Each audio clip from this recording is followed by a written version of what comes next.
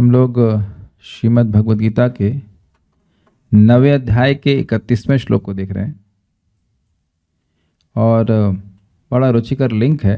कल आपने सुना था, अपि चेत सुदुराचारो भजते माम अनन्य भाग साधुरेव समन्तव्यः सम्यक व्यवसितो हि सः। अगर कोई व्यक्ति बहुत खराब आचरण से भी युक्त क्यों ना हो, अगर का मतलब होना समझना चाहिए कि हर भक्त खराब आचरण से युक्त नहीं होता है। मध्यम अधिकार पे सदाचार आ ही जाता है। भगवान के प्रति प्रेम जागृत करने की इच्छा, प्रयास, भक्तों से मैत्री, जो अपने से निम्न हैं उनको उन पर कृपा, और जो द्वेषी हैं उनसे उपेक्षा। इससे भी श्रेष्ठ कोई आचरण आप देख लेंगे जगत में। मतलब उत्तम अधिकारी की बात नहीं कर रहा हूँ, लेकिन ये आचरण भी कितना सुंदर आचरण है, सुसदाचार आचरण है कि नहीं। तो ऐसा नहीं है कि सारे भक्त सब खराब आचरण ही कर रहे हैं, लेकिन प्रारंभिक अवस्था में ऐसा हो सकता है कि व्यक्ति गलत आचरण कर रहा, उसको भी साधु ही मानना चाहिए। तो कई लिंक दिए गए। एक लिंक हमको बहुत अच्छा लगा गीता भूषण का, कि ऐसे दुराचारी व्यक्ति का भजन आप स्वीकार क्यों करते हैं? उससे हाथ से क्यों खा रहे हैं आप? सोचने वाली बात है ना। इतना किसी की पत्नी का अपहरण कर लिया हो और किडनैपर के हाथ से आप भोजन स्वीकार कर रहे, उसका भजन आप क्यों स्वीकार कर रहे हैं?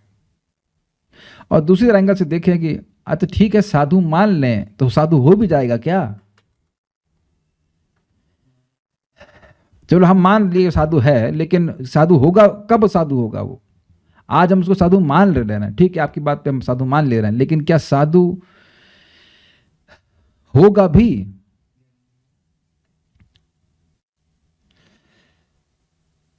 तो यहां भगवान कहते हैं कि बहुत जल्दी है वह धर्मात्मा हो जाएगा। एक्चुअली यहां हो जाएगा शब्द नहीं है, हो जाता है शब्द है, वर्तमान क्रिया का प्रयोग कर रहा है।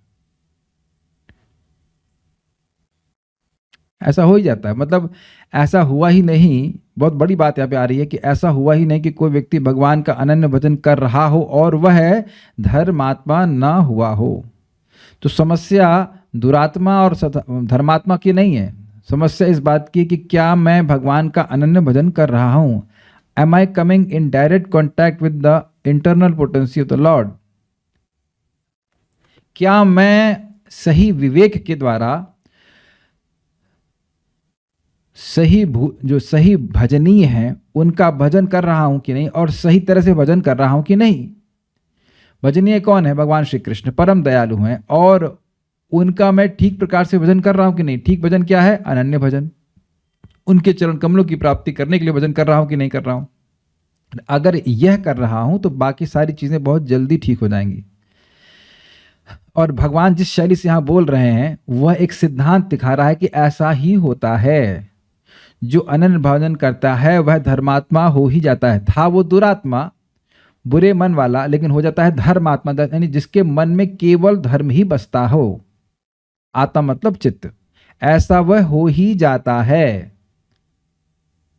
तो हो ही जाता का मतलब है कि ये एक प्रक्रिया है, एक स्टैंडर्ड मेडिकल प्रोसीजर है अगर कहा जाए। तो उसमें व्यक्ति जैसे एडमिट होता है, वो दवा का सेवन करता है तो वह ठीक हो ही जाता है। उस भाषा का प्रयोग भगवान कर रहे हैं और बहुत जल्दी होता है। तो मेरे पीछे बोलिए, बहुत सारी बातें करने के लिए पहले श्लोक को बोलते हैं। क्षिप्रम भवति धर्मात्मा शाश्वत शांतिं निगच्छति। क्षिप्रम भवति धर्मात्मा शाश्वत शांतिं निगच्छति। कौन्तेय प्रतिजानीहि न मे भक्तः प्रणश्यति। कौन्तेय प्रतिजानीहि न मे भक्तः प्रणश्यति। क्षिप्रम भवति धर्मात्मा शाश्वत शांतिं निगच्छति। क्षिप्रम भवति धर्मात्मा शाश्वत शांतिं निगच्छति। कौन्तेय प्रतिजानीहि न मे भक्तः प्रणश्यति। कौन्तेय प्रतिजानीहि न मे भक्तः प्रणश्यति। क्षिप्रं भवति धर्मात्मा शाश्वत शांतिं निगच्छति। क्षिप्रं भवति धर्मात्मा शाश्वत शांतिं निगच्छति। कौन्तेय प्रतिजानीहि न मे भक्तः प्रणश्यति। कौन्तेय प्रतिजानीहि न मे भक्तः प्रणश्यति। बोलिए। क्षिप्रं भवति धर्मात्मा शाश्वत शान्तिं निगच्छति। क्षिप्रं भवति धर्मात्मा शाश्वत शांतिं निगच्छति। कौन्तेय प्रतिजानीहि न मे भक्तः प्रणश्यति। कौन्तेयः प्रतिजानीहि न मे भक्तः प्रणश्यति। वह तुरंत धर्मात्मा बन जाता है और स्थायी शांति को प्राप्त होता है। हे कुंती पुत्र, निडर होकर घोषणा कर दो कि मेरे भक्त का कभी विनाश नहीं होता है। तो एक बड़ी सुंदर बात है और थोड़ी सी विरोधास्पद लगेगी कि प्रभु जी हम तो तुरंत भक्त, तुरंत धर्मात्मा नहीं हो रहे हैं, अभी भी कुछ अधर्म हो जाता है। तो देखिए दो बातें हैं। पहली बात ये चेक करें कि क्या मैं अनन्य भजन कर रहा हूं, फर्स्ट ऑफ ऑल ये देखिए। दूसरा, आप ये क्षिप्रम का अर्थ ले क्या रहे हैं। जल्दी की व्याख्या परम पूज्य वृंदावन चंद्र महाराज बहुत अच्छे से कर रहे थे। मैंने यही पूछा, महाराज जी तुम सुनते सद्य तुरंत ही व्यक्ति पवित्र हो जाता है, तो तुरंत का मतलब, सद्य का मतलब क्या होता है। तो कहे देखिए इस जगत में जो मुक्ति कई कई जन्मों के समीचीन योगाभ्यास के बाद भी नहीं मिलती है, वह भक्ति का अभ्यास 1-2 जन्म या 3 जन्म तक आदमी कर ले और उसी से प्राप्त हो जाए, भगवान के धाम की प्राप्ति हो जाए, तो उसको आप जल्दी ही कहेंगे ना, ये नहीं कहेंगे। फिर महाराज बड़े विनोद में कहे कि कोई मेहमान आता है और पति बोलता है पत्नी को भाई जल्दी से चाय बना के लाओ, तो वहां जल्दी का मतलब क्या हुआ, 5 मिनट, या जो भी एग्जाम्पल ले लें, रोटी बनाओ या जूस बनाओ जो भी है, तो 5 मिनट।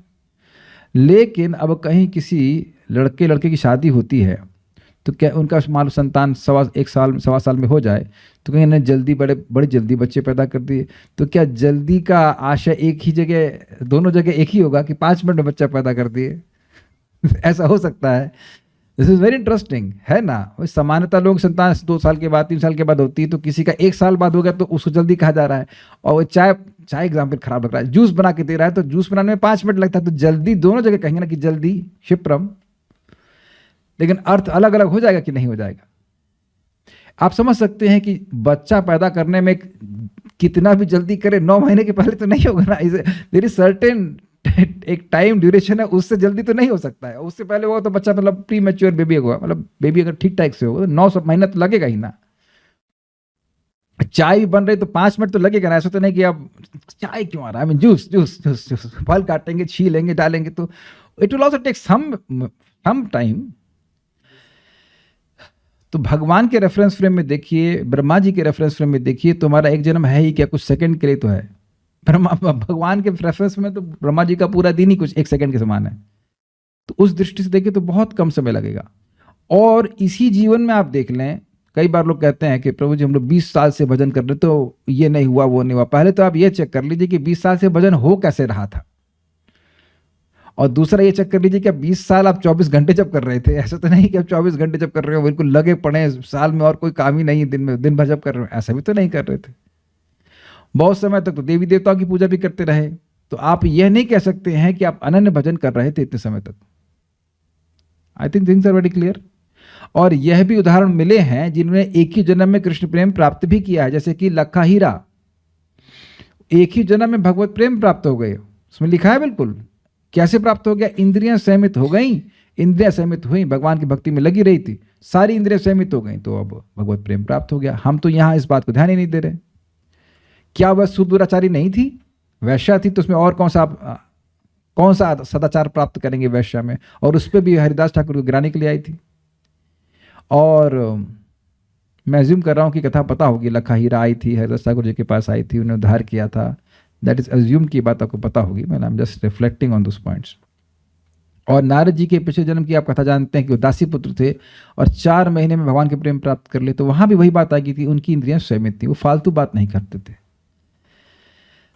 तो जो व्यक्ति अच्छे से भक्ति कर रहा है, अच्छे निश्चय से कर रहा, तो उसको रिजल्ट जल्दी मिलेंगे ही। और ये सिद्धांत है।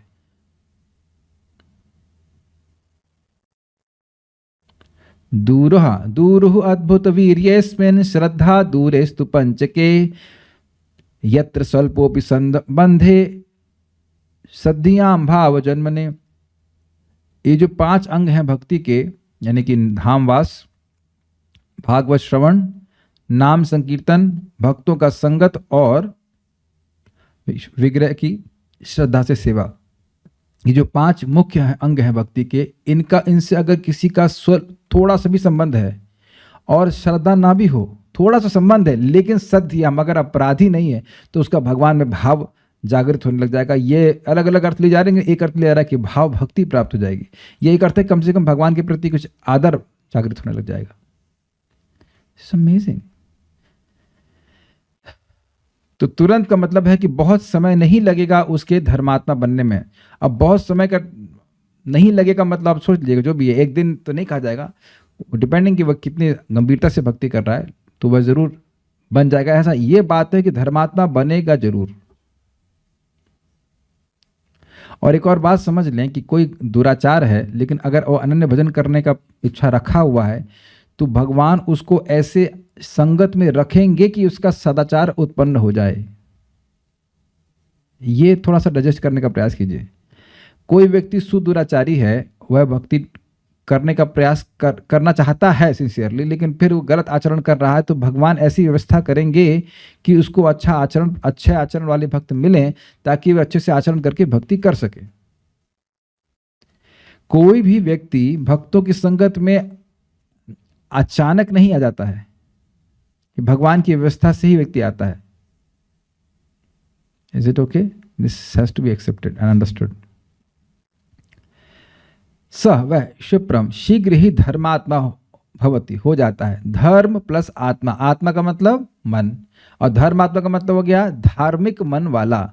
धर्म मतलब नियम, भगवान के नियम। धर्मम तो साक्षात भगवत प्रणीतम, यानी कि भगवान के नियम को ही जो मन चलना, भगवान के नियम के अनुसार ही जिसका मन चलने वाला हो, ऐसा हो जाता है। मतलब भक्ति ही करने वाला मन उसका हो जाता है। क्लियर? समझ में? धर्मात्मा हो जाता है। और शाश्वत शांतिम निगच्छति, इसका बड़ा सुंदर अर्थ श्रीला श्रीधर स्वामी लिए हैं। शाश्वत मतलब हमेशा, और शांति मतलब जो मन में चंचलता है उसकी उपरति हो जाना, शांत हो जाना। निगच्छति का क्या अर्थ है? नि मतलब नितराम, बहुत बढ़िया से, और गच्छति मतलब चला जाता है। वो ऐसी मन की अवस्था को प्राप्त हो जाता है जिसमें शाश्वत शांति होती है, अर्थात भोग की इच्छाएं हमेशा के लिए समाप्त हो जाती हैं। शाश्वत का मतलब होता है ना हमेशा, तो हमेशा की शांति का मतलब हम पहले समझा रहे थे कि हमेशा शांति मिलती है वैकुंठ में, तो वो तो है ही, लेकिन यहां पे भी वह शाश्वत शांति की प्राप्ति कर लेता है। देखिए कभी कभी हम लोग शांति का अनुभव करते हैं, फिर अकस्मात कुछ इच्छा जाती है, फिर अशांत हो जाते हैं। अशांति के कारण कोई भौतिक इच्छा ही है, ये तो सब लोगों को स्पष्ट समझ में आ रहा है। तो शाश्वत शांति का मतलब हो गया कि अब उसके चित्त में भौतिक वासना का बीज ही उदित नहीं होगा। जो पहले के संस्कार थे उस कारण से वो कार्य कर रहा था, लेकिन भक्ति करता जा रहा था, तो भक्ति उसकी जड़ में काम कर रही है, अविद्या की जड़ में काम कर रही है। ये हम लोग वहां सुनते हैं, स्यात् कृष्ण नाम चरितादिसिताप्य विद्या पित्तोपतप्त रसनस्य नरोचिकानु किन्त्वादरादनु दिनं खलु सैव जुष्टा स्वाद्विक्रमाद् भवति तद गदमूल हंत्री। जो व्यक्ति अविद्या से ग्रसित है उसको भगवान के नाम रूप आदि जो कि सित अपि अर्थात मिश्री के समान मीठे होते हैं, फिर भी वह उन्हें कड़वी लगती है। लेकिन कितने आश्चर्य की बात है कि यही इसको, इन्हीं भगवान के नाम रूप चरित्र आदि को बार बार व्यक्ति सेवन करता है, तो उसका ये जो अविद्या रूपी रोग है वह मूल से ही नष्ट हो जाता है। बहुत ध्यान से सुनना होगा आपको बातें। यानी जब आप भगवान की कथा सुन रहे हैं, भगवद गीता सुन रहे हैं, नामोच्चारण कर रहे हैं, प्रसाद ग्रहण कर रहे हैं, तो वह अविद्या के रूट पे कार्य कर रहा है। जैसे आप समझते होंगे, हम अपने ज्ञान के हिसाब से बता रहे हैं, हो सकता है गलती हो। एलोपैथी में जड़ से कोई प्रॉब्लम सॉल्व नहीं होती है, वो सिम्टोमेटिक ट्रीटमेंट करते हैं, इसको दबा देते हैं, इधर काट देंगे उधर खत्म कर देंगे। लेकिन जड़ से आयुर्वेद, अगर हम बात कर रहे हैं सही, तो आयुर्वेद में जड़ से इलाज होता है। तो वो जो बीमारी है वो उसका उन्मूलन हो जाता है, उसका मूल ही समाप्त हो जाता है। तो हमारी सारे दुराचार का एकमात्र मूल है अविद्या, अपने स्वरूप की विस्मृति, और ये मानना कि मैं ये देह हूं।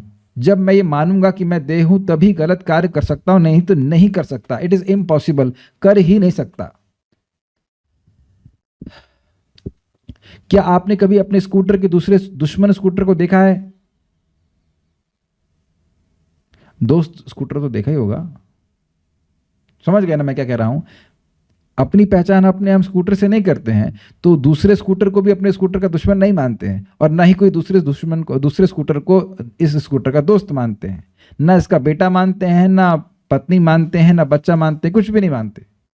मान लो कोई बच्चे वाला स्कूटर साइड में खड़ा हो तो कहेंगे हमारे स्कूटर का बच्चा। Does not work like that, is it not.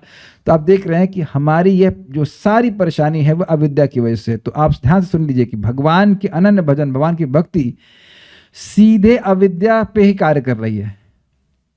तो जब अविद्या, भगवान कह रहे हैं बहुत जल्दी ही वो नष्ट हो जाएगी, तो अब मन में कोई वासना उदित ही नहीं होगी।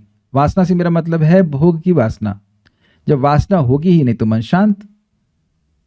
मैं एग्जाम्पल आज सुबह देना चाह रहा था, फिर मैंने नहीं दिया, कि देखिए दूध होता है, दूध कितना चलायमान होता है ना, लेकिन उसमें आप दही मिला देते हैं थोड़ा सा, तो धीरे धीरे करके पूरा जम जाता है। थोड़ा समय लगता है लेकिन पूरा जम जाता है।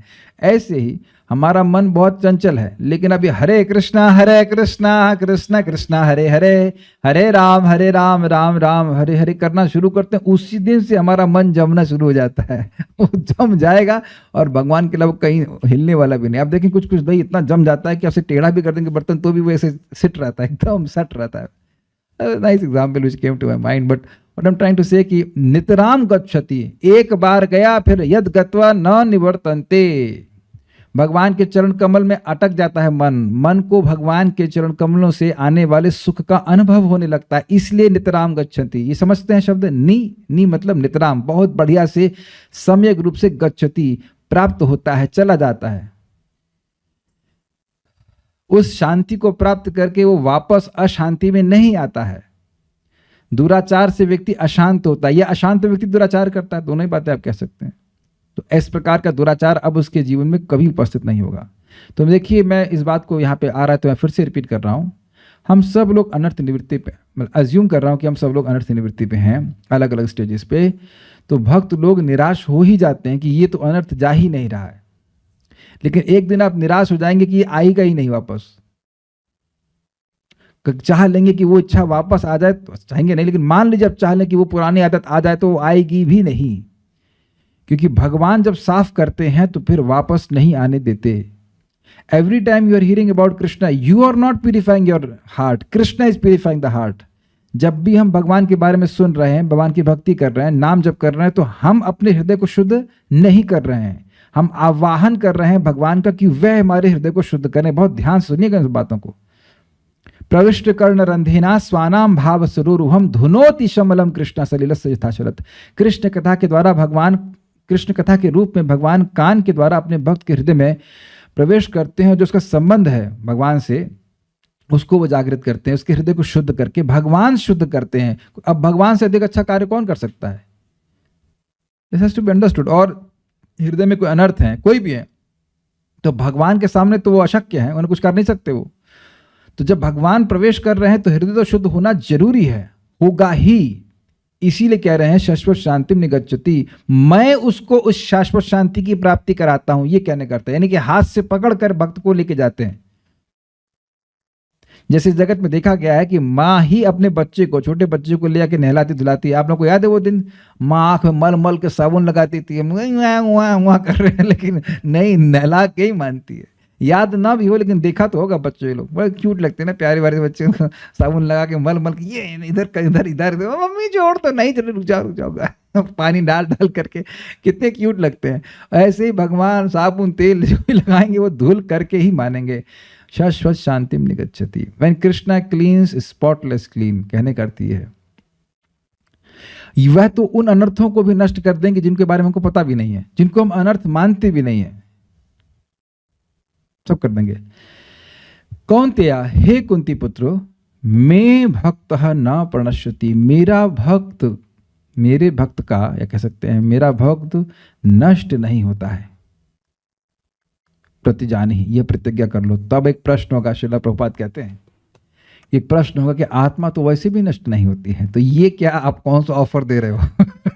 तो ये जब हम नष्ट, हम तो मरने वाले हैं नहीं, तो आपने 2.12 में ही बता दिया, न तिवाहम जातु नासम न त्वम नेम जनादिप न चैव न भविष्याम सर्वे वयमतः परम, कि ना ऐसा कोई समय था कि तुम नहीं थे, ना मैं नहीं था, या और अन्य कोई नहीं था, हम सब लोग थे। तो ये तो आप पहले ही बोल दिए कि हम लोग सब लोग हमेशा रहने वाले हैं। तो आपका यह कहना कि मेरे भक्त का नाश नहीं होता है, ये क्या कहने का मतलब हुआ है?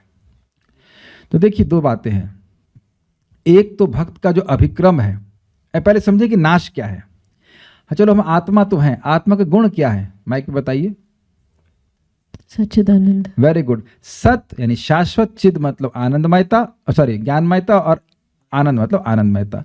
तो आप देखेंगे कि हाँ, इस जगत में परिलक्षित हो रहा है थोड़ा थोड़ा, लेकिन क्या वास्तविक रूप से हम भी आनंद में हैं?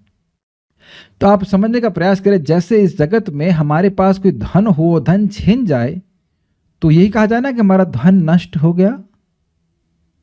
Do you agree? धन हमसे दूर हो गया तो हम यही कहेंगे ना, हमारे परिप्रेक्ष्य में कहा जाएगा ना कि धन हमारा नष्ट हो गया। धन तो है लेकिन हमारे पास नहीं है। क्लियर? तो अब आप देखिए कि हम लोगों को ऐसे देह में डाल दिया गया है जो कि असद है, अचित, असत, असत, शाश्वत नहीं है। तो हमारा जो शाश्वतता वाला गुण है, वैसा देह तो हमसे छीन लिया है, ज्ञान छीन लिया गया ना, तो एक तरह से नष्ट हो गया ना। हम नष्ट हो गया मतलब है तो सही, लेकिन अभी हमारे पास अवेलेबल नहीं है। या ज्ञानमयता, तो कहां इस देह में ज्ञानमयता है? नहीं है। और तीसरा आनंदमयता, अगर आनंद होता तो फिर हम और जगत में कोई कार्य कर ही क्यों रहे होते, केवल भक्ति कर रहे होते। तो आप समझ रहे ना, शाश्वतता, चिन्मयता और आनंदमयता, ये संपत्ति हमसे छूट गई है। तो हम लोग बहुत बड़े नाश में हैं, पहले तो समझ लें हम लोग इस बात को। तो नामे भक्ता प्रणश्यति का मतलब भक्त इस पथ पर है जिसका अंत में क्या होने वाला है, हमें अपना दिव्य देह प्राप्त होगा जो सच्चिदानंदमय है। तो उस पथ में जो अग्रसर कदम है उसका नाश नहीं होगा, एक बात तो ये। और जो भी उसने आध्यात्मिक सिद्धि प्राप्त करी वह उसकी बरकरार रहेगी, भगवान उसकी सिद्धि को रखे रहेंगे। सिद्धि का मतलब परफेक्शन। जैसे इस समय सभी लोग इस श्लोक को एक ही बराबर तरह से नहीं समझ रहे हैं। हर व्यक्ति अपनी भक्ति के स्तर पर इस श्लोक को समझ रहा है।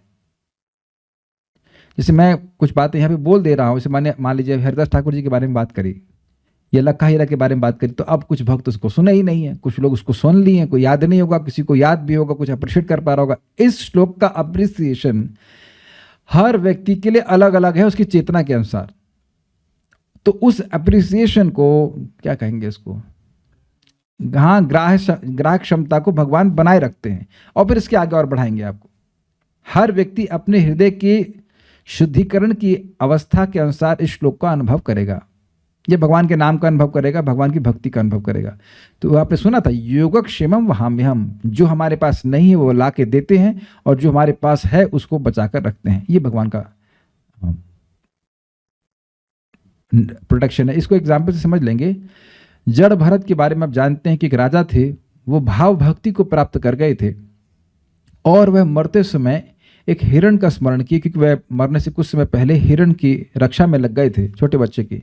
तो अगले जन्म में हिरण तो बन गए, लेकिन भक्ति का स्तर वही रहा, वैराग्य का स्तर वही रहा। हिरण को क्या अकल है कि सूखी घास ही खाए, यद्यपि हरी घास हो तो भी क्या कोई हिरण सूखी घास खाएगा? यह विवेक तो मनुष्य में होता है कि भोग सामग्री होने पर भी वह भोग ना ग्रहण करे, अगर वह तपस्वी है, वह भक्त है तो। मैं समझा पा रहा हूं? हिरण के पास तो ऐसा विवेक नहीं हो सकता, जहां हरी घास होगा तो वहीं खाएगा। अगर आपको ना समझ में आ रहा हो तो गायों को जाके दीजिए, हरी घास होगी तो वहीं कूद जाएंगी। यहां तक कि इतने तेज होती हैं, हमने गाय को देखा है कि भूसे को नहीं खाएंगी, घास खा लेंगी। जो हरी हरी घास है या चोकर डालेंगे, चोकर खा जाएगी और घास छोड़ देगी। वहां तो ये नहीं कहेगी मुझे तपस्या तपो दिव्यम पुत्रिका न सत्वम, मुझे दिव्य तपस्या करनी चाहिए, मैं सूखी घास खाऊंगी, मैं ये क्यों, मैं इंद्रिय तृप्ति क्यों करूं, इत्यादि इत्यादि। ये विवेक आप पशु को दे ही नहीं सकते, इम्पॉसिबल। लेकिन भरत महाराज का वह विवेक जागृत रहा और वे साधुओं के स्थान में जाकर रहते थे, सूखी घास खाते और प्रतीक्षा करते कि कब ये शरीर छूटेगा। और उनको याद था कि पिछले जन्म में क्या गलती की थी। तो आप समझ गए ना कि इस प्रकार से भक्त का नाश कभी नहीं होता है। एक के बाद वह एक भक्ति की अवस्थाओं को प्राप्त करके वह और धर्मात्मा होता चला जाता है। श्लोक देखिए वापस। क्षिप्रम भवति धर्मात्मा, बहुत जल्दी वह धर्म से युक्त वाला यहाँ पे कहा प्रपात ने धर्म परायण, मतलब धर्म वाले आत्मा अर्थात चित्त वाला हो जाता है, उसके चित्त में केवल धर्म ही बसता है। शाश्वत शांति निगच्छति, और शाश्वत शांति को वह प्राप्त करता है। स्थायी शांति मतलब मन की उपरति रूपी शांति को प्राप्त करता है, मन की भौतिक वासनाएं समाप्त हो जाती हैं। कौन्तेय प्रतिजानी ही, हे कुंती पुत्र आप प्रतिज्ञा करिए, न में भक्त प्रणश्यति, मेरे भक्त का नाश नहीं होता। अब एक बड़ी सुंदर बात है, मानो अर्जुन कहें कि भक्त आपका प्रतिज्ञा मेरी ऐसा क्यों? आपका भक्त का नाश नहीं होता तो आप प्रतिज्ञा करिए ना, हमसे हमें क्यों फंसवा रहे हैं बीच में? आपने देखा ना कई बार ऐसा होता है कि भाई आप बोल रहे हैं तो आप जानिए, हमें क्यों बीच में फंसवा रहे हैं? तो मान लो अर्जुन कहे कि भाई आपका भक्त नाश नहीं होता हो या होता हो, आप जानिए, हमें क्या मतलब है, हमें क्यों फंसवा रहे हैं बीच में? तो बड़ा महत्वपूर्ण है। देखिए कौनते मतलब कुंती पुत्र,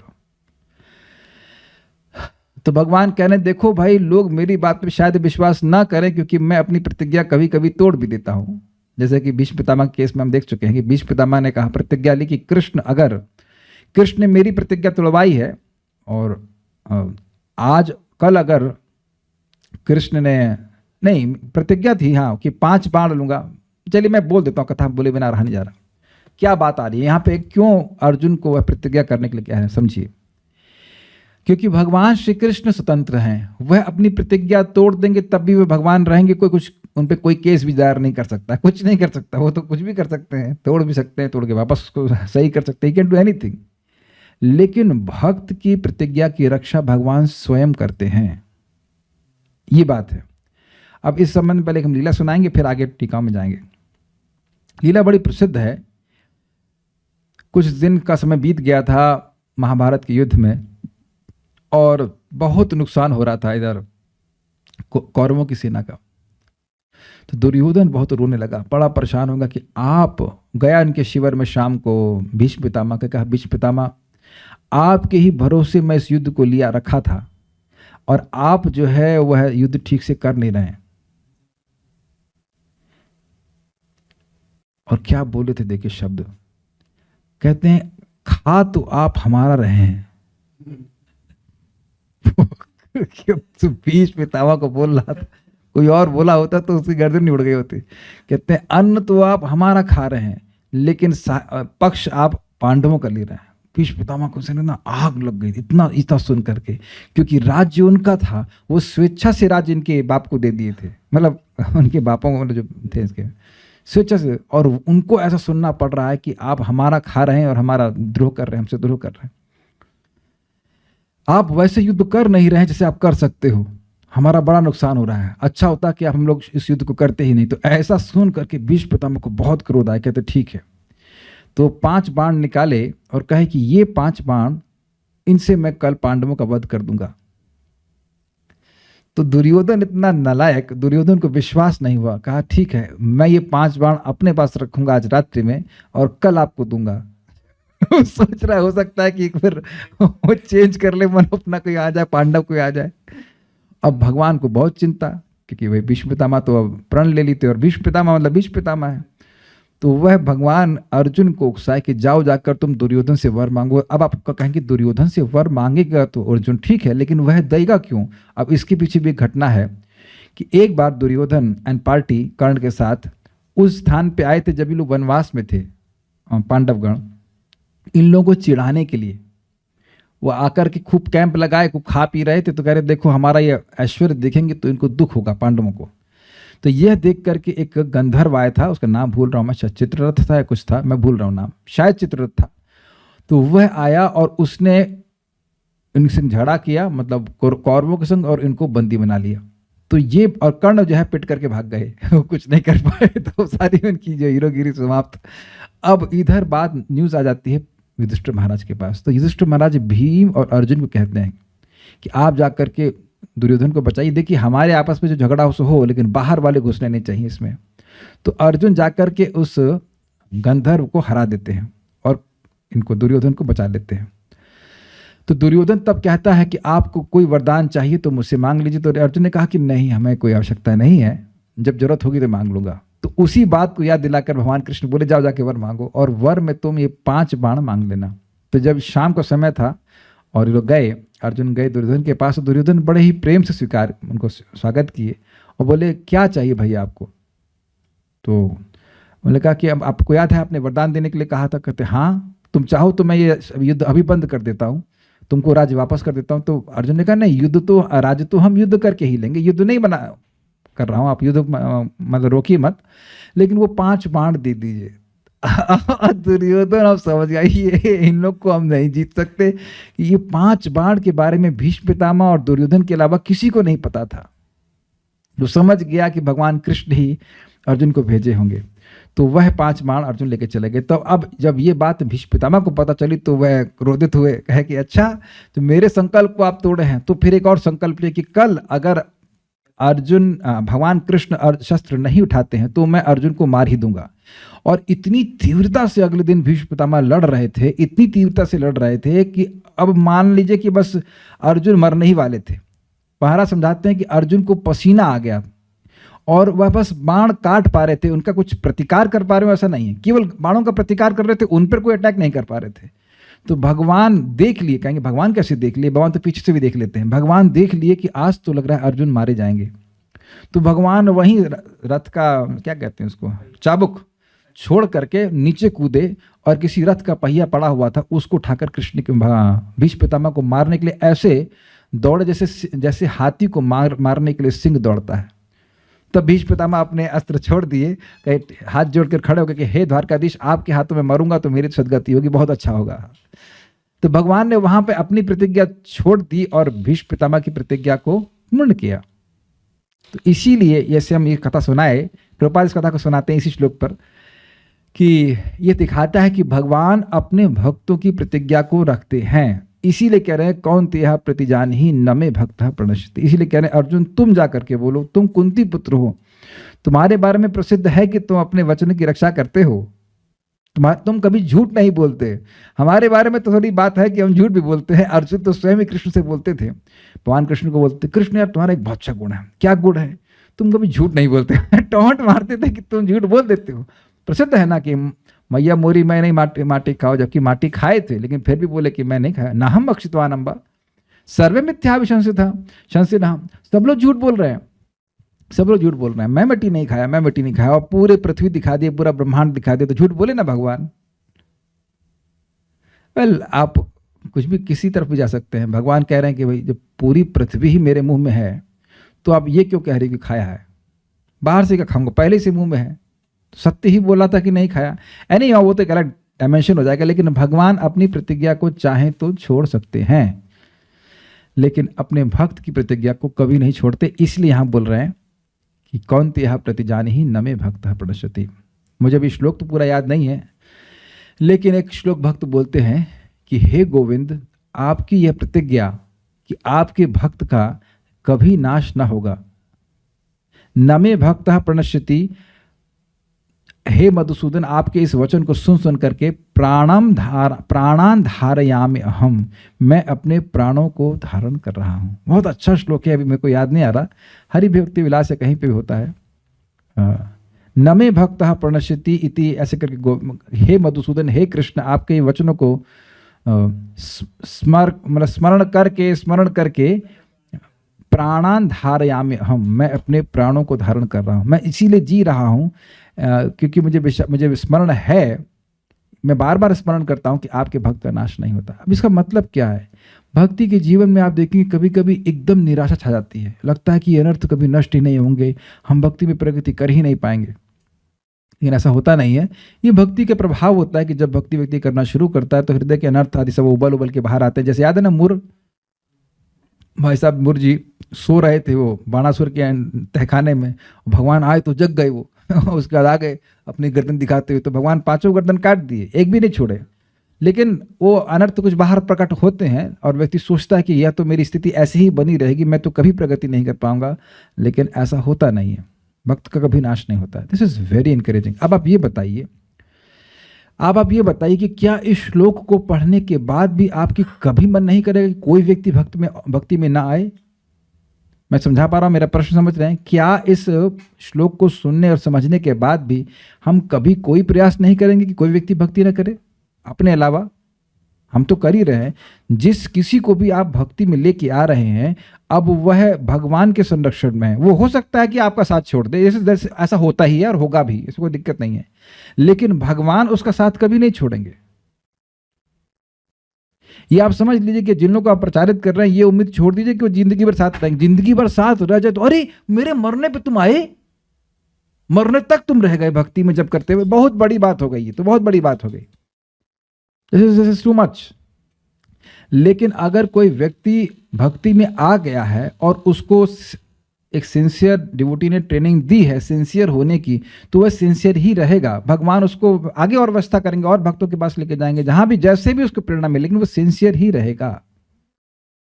मुझे कोई भक्त पूछ रहे थे, वो भक्त आते थे, वो नोट्स बनाते थे, अच्छे से भक्ति करते, अब वो क्या कर रहे हैं? हमने कहा हम क्या कर रहे हैं, हम अंतर्यामी है क्या? अब क्या कर रहे हैं वो, मेरा विश्वास है कि वो भक्ति कर ही रहे होंगे। अब सामने नहीं दिख रहे तो मैं क्या बोल सकता हूँ, लेकिन हाँ वो सिंसियरली भक्ति किए हैं, तो मुझे पूरा विश्वास है कि आगे भी सिंसियरली भक्ति ही कर रहे होंगे। ये इंपॉर्टेंट बात है। Very nice. किसी भी भक्त का कभी नाश नहीं होता।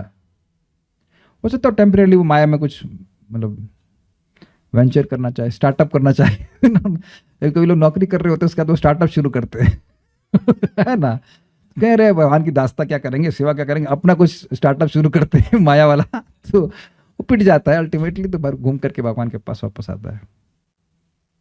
ठीक है,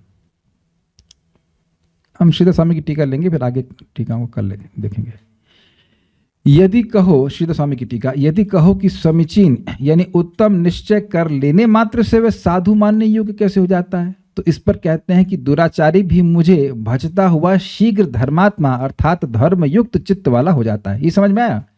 अरे बस किसी ने संकल्प कर लिया कि भैया हम भगवान की प्राप्ति करने के लिए भगवान का भजन करेंगे, तो ऐसे आपको साधु कैसे मान लेंगे? तो कहते बस कुछ ही समय में साधु हो जाएगा ना, इसलिए साधु मान ले रहे हैं।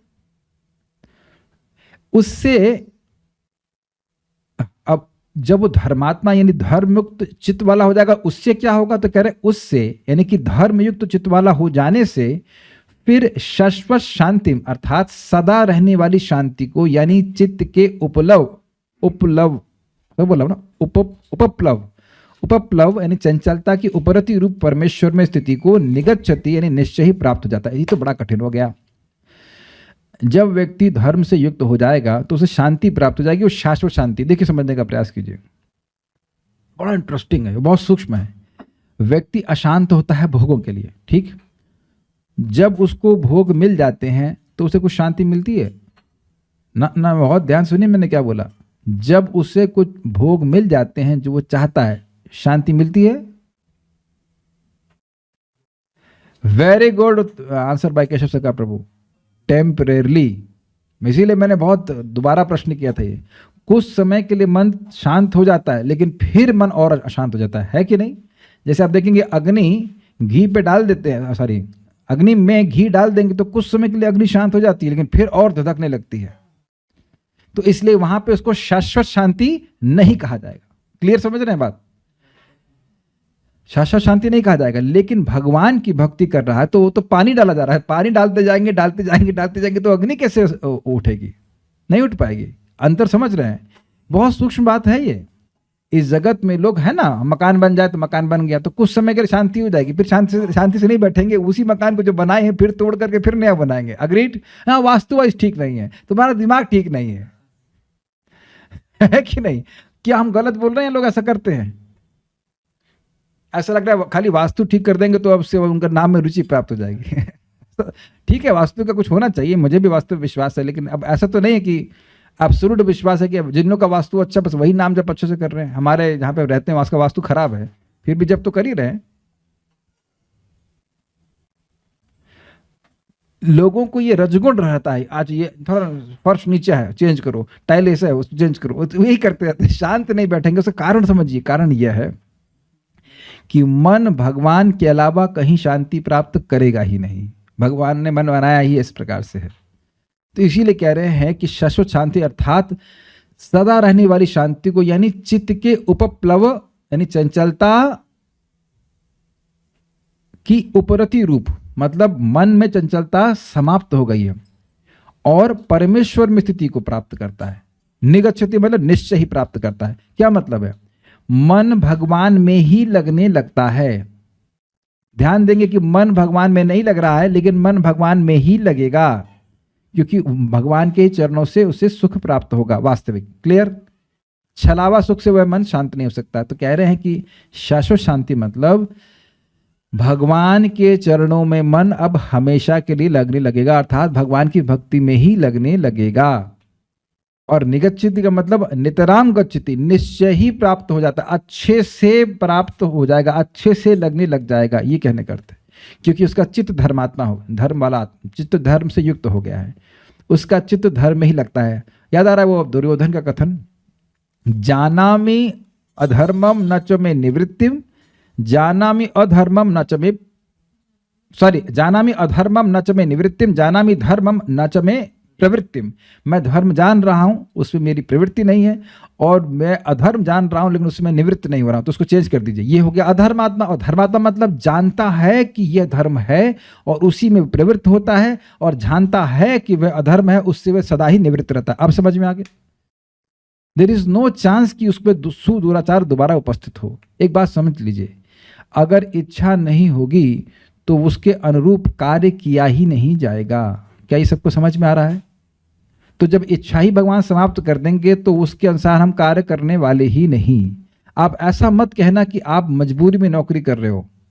Don't tell me this, don't tell me this. ये नहीं कहना कि आप मजबूरी में नौकरी कर रहे हैं। अगर भगवान नौकरी की इच्छा हटा देंगे तो आप नौकरी कर ही नहीं पाएंगे, चाहे मजबूरी हो, चाहे भूखे मरे, चाहे कुछ हो जाए। अब भूखे मरेंगे नहीं, हमने से मरने लगे। कोई मिला आपको भूख से मरता हुआ? अब हाँ, वृंदावन तो बिल्कुल भी नहीं, गलत कह रहे हैं। एग्जैक्टली अरे यहाँ मैं मॉर्निंग वॉक पे गया, मॉर्निंग वॉक पे खाना थाना खाता, पकड़ पड़ गया, आइए महाराज जी आइए, फोटो धोती कुर्ता देख करके और पीछे लग जाते, आइए महाराज जी आइए, महाराज जाइए, पूड़ी खाइए, छोला खाइए। नहीं नहीं नहीं, इट इज नॉट। भूखे नहीं मर सकता है कोई व्यक्ति। मैं क्यों बात बोलने लगा था? हाँ, मैं ये बोल रहा था कि इच्छा ही समाप्त कर देगा व्यक्ति, भगवान इच्छा समाप्त कर देंगे तो व्यक्ति कार्य ही नहीं करेगा। इसी बात को प्रहलाद महाराज ने प्रार्थना करी है ना, यदि दास्यसि मे कामान भवान वरांस्त्वं वरदर्शभ, कामानां हृदय संरोहम भवतस्तु वृणेवरम। कि हे भगवान, यदि आप मुझे कुछ कामना प्रदान करना चाहते हैं तो मेरे हृदय में कामना का अंकुर ही ना उदित हो। Very interesting. ठीक है, समझ में आ गया? यानी कि भगवान की सेवा के अलावा उसके हृदय में अब कोई कामना ही उदित नहीं होगी, इसलिए वह शांत हो जाएगा। ठीक है, ओके। कुतर्क करने वाले कटुवादी लोग यह नहीं मानेंगे। इस शंका से व्याकुल मन वाले अर्जुन को प्रोत्साहित करते हुए भगवान कहते हैं, हे कुंती पुत्र अर्जुन, तू विवाद करने वालों की सभा में जाकर, करताल उठाइए, करताल, करताल और मृदंग, ऐसे सुनो सुनो सुनो, जो व्यक्ति भगवान का अनन्य भजन करता है वह बहुत जल्दी धर्मात्मा हो जाता है। समझ में आया? इस तरह से आपको बताना है। प्रतिज्ञा ऐसे नहीं करना, धीरे से बोलना, भैया भगवान का भक्त का नाश नहीं होता, नहीं। इस तरह से ताल और मृदंग के संग गा गा करके बोलना है कि भाई न में भक्त, भगवान का भक्त का नाश नहीं होता है। तू विवाद करने वालों की सभा में जाकर ताल, मृदंग और ढोल आदि के महान शब्द पूर्वक हाथ उठाकर शंका रहित यह प्रतिज्ञा कर कि मैं मतलब अर्थात मुझ परमेश्वर के, भगवान श्री कृष्ण के अत्यंत दुराचारी भक्त का भी पतन नहीं होता। बहुत सुंदर बात है। न में भक्त प्रणश्यति का मतलब सोच रहा हूं कि भाई मेरे भक्त का नाश नहीं होता है, लेकिन श्रीधर स्वामी बात क्या कह रहे हैं, मेरे दुराचारी भक्त का नाश नहीं होता। तो कहते लगा दीजिए, जब दुराचारी भक्त का नाश नहीं होता है तो सदाचारी भक्त का नाश तो फिर कहना ही क्या, हो ही नहीं सकता है। अमेजिंग नहीं, जो दुराचारी भक्त है उसका दुराचार का नाश हो जाएगा, लेकिन दुराचारी भक्त का नाश नहीं होगा। अमेजिंग। अपितु वह कृतार्थ ही हो जाता है, वह खुश हो जाता है। क्यों ऐसा होगा? क्यों? भगवान यह उसके संकल्प को देख करके यह व्यक्ति मेरा भक्त, मेरा शुद्ध भक्त बनना चाहता है। ये था ना अनन्य भाग का मतलब, कि मैं भगवान का भजन उनका शुद्ध भक्त होने के लिए कर रहा हूं। तो ये संकल्प हो गया। अब भगवान को इतना संकल्प पसंद आया कि जब ये करना ही चाहता है तो मैं इसे करके ही मानूंगा। करवा के ही मानूंगा। इसलिए जो भी दुराचार है वो बहुत भगवान के लिए इजी है, और उसको भगवान नष्ट करके उसको शुद्ध भक्त की स्थिति में ले आ जाएंगे। जब शुद्ध भक्त हो जाएगा तब वो कितना कृतार्थ होगा उसकी तो वह कल्पना भी नहीं कर सकता। देखिए इसे विचार कीजिए। प्रहलाद महाराज कहते हैं कि हे भगवान, आपकी शुद्ध भक्ति में जो सुख है वो एक समुद्र के समान है, अनंत समुद्र, और उसके सामने ब्रह्मानंद का सुख जिसको अनंत कहा जाता है वह कैसा है, एक बूंद के समान। तब जब ऐसी बात आप सुनेंगे तो क्या स्पृहा नहीं आएगी कि हमारे हृदय से सारी कलंक, सारे कचरा हट जाए ताकि हम भक्ति के सुख का अनुभव कर सके? तो ये स्पृहा देख कर, ये इच्छा देख करके, और उसके अनुरूप जो भक्त प्रयास कर रहा है उसको देख करके भगवान उसको एक दिन, और वो दिन बहुत दूर नहीं है, उस व्यक्ति को ऐसे कृतार्थ कर देंगे, ऐसा सुखी कर देंगे कि उसका मन और कहीं नहीं जाएगा। ये बोल रहे हैं। उससे तेरी प्रौढ़ उक्ति द्वारा जिनके कुतर्क का नाश हो गया है, ऐसे वे लोग निसंदेह तेरा ही गुरु भाव से आश्रय लेंगे। अब ये बड़ी सुंदर बात है। प्रश्न अगर अर्जुन करें कि भाई जो लोग कुतर्की हैं, जो खराब आर्गुमेंट दे रहे हैं, उनके पास जाकर ढोल पीटने से क्या होगा? आपके भक्तों को बताना चाहिए, न्यू डिवोटीज को बताएं। ये जो कुतर्की लोग हैं, जो भक्त नहीं है, उनके पास ढोल पीटने से क्या फायदा होगा? भैंस के आगे बीन बजाओ, क्या भैंस के आगे बीन बजाए भैंस खड़ी पगुराए, सुना है ना आपने ये? तो ऐसे लोगों के सामने बोलने से होगा क्या? बहुत सुंदर बात है। भगवान कह रहे हैं कि ये ऐड दोगे तुम, एडवर्टाइजमेंट करोगे तो यह भी हो सकता है, ऐसा हो सकता है कि उनके कुतर्क का नाश हो जाए तुम्हारी इस उक्ति के द्वारा, और वह भी तुमको गुरु के रूप में स्वीकार करे और भगवान की भक्ति में आ जाए।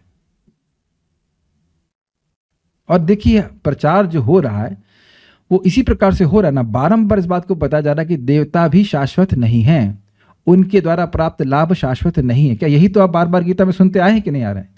तो जो विवेकी व्यक्ति है उसके मन में कुछ डाउट होगा भी, तो ये सुन सुन करके नष्ट हो गया कि नहीं हो गया?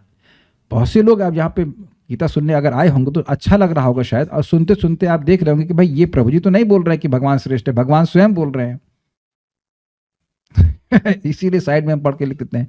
कहीं लिखा नहीं शुभ कृष्णदास टीका, ऐसा तो कहीं नहीं पढ़े ना कोई टीका। मेरी कोई टीका नहीं है ना, मैं तो आचार्यों की टीका पढ़ रहा हूँ, भगवान की बात पढ़ रहा हूँ, तो हम उससे तो झगड़ा कर नहीं सकते। मतलब ढाल को रख कर गोली मार।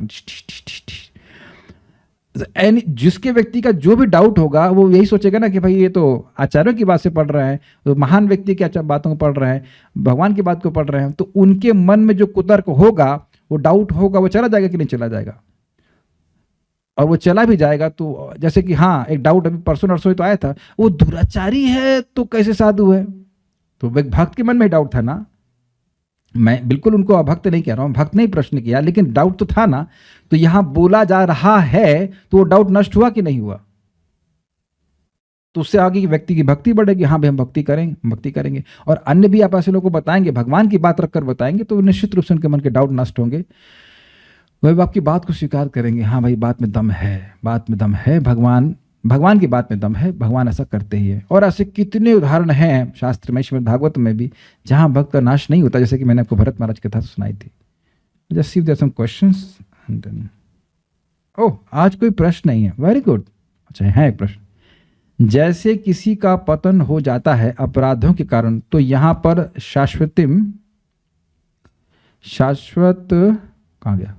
शाश्वत शांतिम निगच्छति का अर्थ है कि भले ही इस जन्म में उसका पतन भी हो जाता है तो भी वो अगले जन्म में इस स्थिति को अवश्य प्राप्त करता है। देखिए आप यह नहीं कह सकते कि जिसका पतन इस भक्ति में इस जन्म में हुआ है वह इस अगले जन्म में ही सुधरेगा। ये कहां इक्वेशन आपने बिठा दी कि जिसका गलती से या किसी भी कारण से अपराध से पतन हो गया वह अगले जन्म में ही सुधरेगा? मैं एग्जाम्पल दे रहा हूं आपको। देवानंद पंडित नाम के व्यक्ति थे, वैसे तो भक्ति में थे ही नहीं पहले से, वह बहुत विरक्त थे, अखंड ब्रह्मचारी थे, लेकिन भक्ति नहीं करते थे, और श्रीमद् भागवतम प्रवचन अपने हिसाब से करते थे, आचार्यों के अनुसार नहीं करते थे। तो उनकी जो भागवत पढ़ रहे थे तो महाप्रभु आकर गुस्से में बोले तुम्हारी भागवत फाड़ दूंगा, क्योंकि वे भक्ति को स्थापित नहीं करते थे। तो एक बार वो भागवत कह रहे थे और उसमें श्रीवास ठाकुर आ गए और वो शुद्ध भक्त हैं, तो वह भागवत के श्लोकों को सुन करके उनमें अष्ट सात्विक विकार आ गया। तो वह सोचे कि भावुक आ गया, उनको उठा करके उनके शिष्यों ने बाहर फेंक दिया। बहुत बड़ा अपराध हो गया। तो अब महाप्रभु उनको कई बार डांटते, लेकिन वो समझ नहीं पाते। तो हुआ ये कि एक बार, क्या नाम था जो नाचते थे 72 घंटे, क्या नाम था उनका, ओहो, अनिरुद्ध जी के अवतार हैं, एकदम नाम भूल रहा हूं मैं, वक्रेश्वर पंडित, यस। तो वक्रेश्वर पंडित कीर्तन में नृत्य कर रहे थे, भगवान के पार्षद है। मैं श्योर नहीं कि वो अनिरुद्ध जी के अवतार हैं, but I think he is like that, but मैं श्योर नहीं, लेकिन वह हैं भगवान के महान भक्त, नृत्य पार्षद हैं। तो वह जब कीर्तन में नृत्य कर रहे थे तो इनको बड़ा आकर्षण लगा, और वह लोग उनके पास आने का प्रयास करते वक्रेश्वर पंडित के पास, तो ये देवानंद पंडित इनको थोड़ा रोकते, उनको सहारा देते ऐसे। और जो मैं स्मरण से बोला, उनके चरणों की धूल भी वे स्वीकार कर ली। तो अब देवानंद वक्रेश्वर पंडित ने इन पर बोल दिया कि कृष्णेर मते रस्तु, तुम्हारी मति कृष्ण में हो। अब महाप्रभु कृपा नहीं देना चाह रहे थे, लेकिन अब भक्त ने बोल दिया, वो शुद्ध भक्त ने, तो फिर इनका अपराध नष्ट हुआ, आगे जाकर के वो शुद्ध भक्त हो गए। और बाद में उन्हें फिर वैष्णव की महिमा समझ में आई, और वैष्णव की महिमा में वो कुछ गीत भी लिखे हैं, कविता भी लिखे, महान महान भक्त हो गए।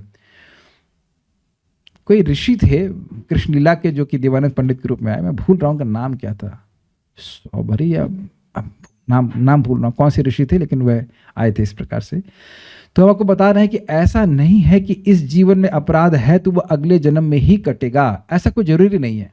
भगवान व्यवस्था करेंगे, कोई अपराध है जो कुछ भी है वह दुराचार हो कैसे नष्ट होगा, लेकिन हो जल्दी जाएगा। लेकिन स्पेशली यहाँ किसके लिए बोल रहे हैं जल्दी, जो अनन्य भजन कर रहा है। अब जो अपराध करने में ही तुला पड़ा है, उसको अनन्य भजन कैसे कर रहा है, पहले तो प्रश्न मेरा ये होगा। अगर कोई व्यक्ति अनन्य भजन करना चाहता है तो वो अपराध करने में तो नहीं तुला है, तुला तो भक्ति करने पर है। अपराध हो जाए एक अलग बात है। I hope this is very clear. अब कोई जबरदस्ती वैष्णव का अपराध कर रहा है तो उसको कब, उसको जो कृपा मिलेगी, नहीं मिल सकती ऐसे में कृपा, और जब तक वो अपराध नष्ट नहीं होता है। जो व्यक्ति भक्ति करना चाहता है, उसका कुछ दुराचार उपस्थित हो जाए वो एक अलग बात है, लेकिन वो करना तो भक्ति चाहता है ना, वो अपराध थोड़ा ना करना चाहता है। ये और अभी आप टीकाओं से कल देखिएगा, कल और क्लियर हो जाएगा कैसे वो अपराध करना नहीं चाहता है, कुछ गलत हो जाता है, क्रोध करना नहीं चाहता है, क्रोध आ जाता है, काम के वशीभूत होना नहीं चाहता है, वो काम के वशीभूत हो जाता है। उसको आप, मेरा निवेदन है कि आप लोग बच्चा चक्रवर्ती पाद की टीका पढ़ लीजिएगा, बहुत सुंदर टीका है, बाकी हम कल उसको पढ़ाएंगे। आज हम यहीं पे रुकते हैं, स्टॉप हियर। श्रीमद् भगवद गीता की जय, श्रील प्रभुपाद की जय, निताई गौर प्रेमानंदे। एक बात और मैं कहूंगा कि जब भी आप किसी भक्त को गाइड कर रहे हैं तो उसको उत्साहित कीजिए भक्ति करने के लिए, वो भक्ति करके ही सब कुछ ठीक हो जाए। कल जो बात बोलने से पहले मेरा लैपटॉप बंद हो गया, तो मैं बताता हूँ। यहाँ पे परम पूज्य राधा गोविंद महाराज के पास उनके एक शिष्य गए, अभी नए भक्त हैं, तो महाराज उनसे विनोद किए, कृष्ण उपाध्याय क्या नाम है तुम्हारा? महाराज का विनोद भी करते हैं। तो फिर बातचीत हुई, बोले महाराज जी ये जब में हमको बहुत कठिनाई हो रही है, बाकी सेवा में तो कोई दिक्कत नहीं होती, जब जैसे जब करने बैठता हूँ नींद आ जाती, थकान हो जाती। तो महाराज बोले कि आप भगवान के फोटो को सामने रखिए और भगवान के चरण को देखिए, उनके फिर क्रमशः ऊपर देखिए, चेहरे को देखिए, फिर वापस नीचे देखिए, और ऐसे करते करते आप जब कीजिए, फिर 5 साल बाद हमको बताना। समझ गए महाराज ने कैसे बोला, कितनी अच्छी बात बोली। कहने का अर्थ यह है कि आप जब करते रहिए, ये जो अनर्थ हैं, जो कठिनाइयां हैं, यह सब ठीक हो जाएगा। ये सोचने वाली बात है ना कि जब अन्य कार्य कर रहे तो नींद नहीं आ रही है, केवल माला पकड़ते ही आप सारे एनर्जी डाउन हो जा रही है, इसका मतलब अनर्थ है। तो अनर्थ जाएगा कैसे? भगवान की भक्ति करने से ही जाएगा। और यही आप देखना, हर 5 साल बाद चेक करिए, आपकी चेतना अलग होती जा रही है, चेतना बिल्कुल अलग तरह से सोच रहे हैं, बिल्कुल अलग तरह से सोच रहे हैं। Just keep on hearing Bhagavad Gita, Bhagavad Gita सुनते जाइए, भगवान का प्रसाद ग्रहण करते जाइए, जप करते जाइए, आप देखेंगे कि आपके सोचने का तरीका बिल्कुल अलग हो गया। लेकिन जप अच्छे से होना चाहिए, जप अच्छे से होना चाहिए। तो अनन्य भजन जो कर रहा है उसकी भक्ति में कमजोरी नहीं है, लेकिन कुछ और कमजोरियां जो उपस्थित हो जाती है, तो वो सब भगवान की भक्ति से नष्ट हो जाएगा। Okay, we'll stop now.